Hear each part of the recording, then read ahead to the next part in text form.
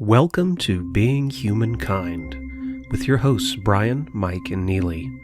We explore what it means to be human in a time of disconnection. What would you need to conquer your biggest fear? Conquer my biggest fear. I honestly don't think I have I have plenty of things I fear, but I don't know if I have one that's such a hurdle that I couldn't conquer it. I feel like time is the biggest hurdle in my mind right now. Like I've created a bucket list that is far too long to complete in a lifetime. And I think my biggest fear is I've created something that is impossible for anybody to finish.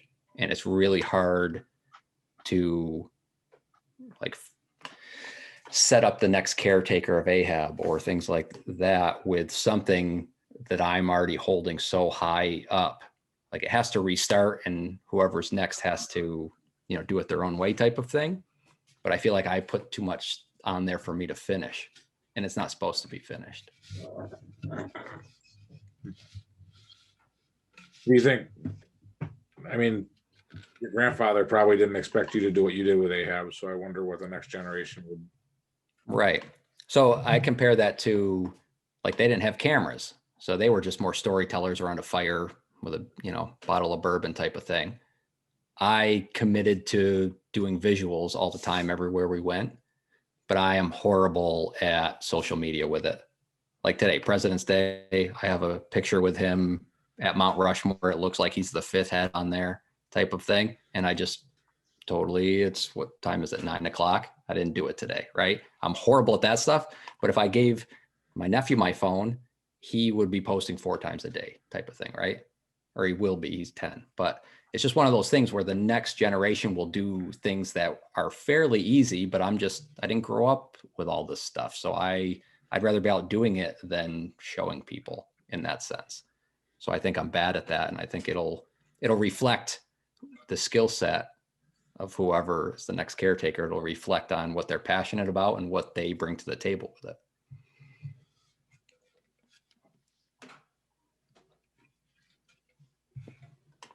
When do you see yourself finding another caretaker? Is it like your grandfather where it's, towards the end of your life, or do you feel like you want to pass it on so that you can enjoy watching somebody else interpret it?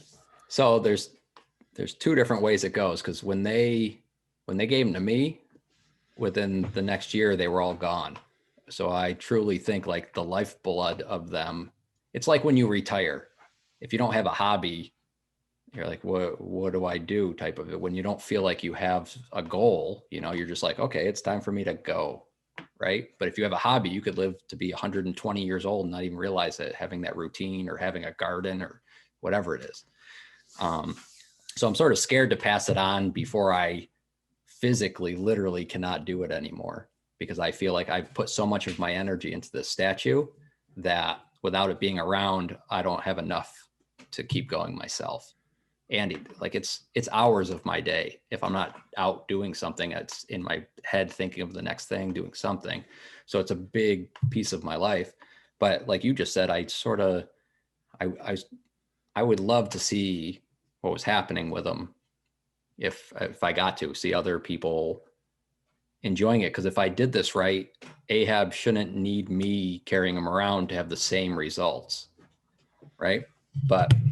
And because of COVID, you guys haven't been to town yet, but the house I just bought, Jen and I bought a house, the garage was falling in on itself, roof and all. And I just spent the last 6 months with a buddy of mine renovating the whole thing just by hand, him and I just slowly doing it to the point where it's a nice cozy wood stove out there and a bunch of silversmithing equipment now.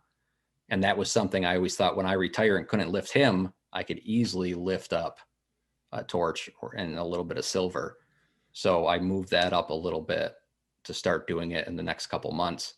But I thought I'd retire and just make Ahab pirate treasures, basically make his own loot in that sense out of silver and things. So that's something I want to start now. And then like that would sort of be the hobby that replaces them in that sense, or making other pieces of it where it's, if Like I have nieces too, and they physically will never be able to lift this guy. So I want to create pieces of the story that more people can get involved in, because there are limitations if you can't lift up 43 pounds, right? So I just don't want to take anything away from anybody in terms of that. So we started, like I said, starting next month, they will be silver stamped with his Jolly Roger. Is that something that you taught yourself, or? Yeah, I haven't even done it yet.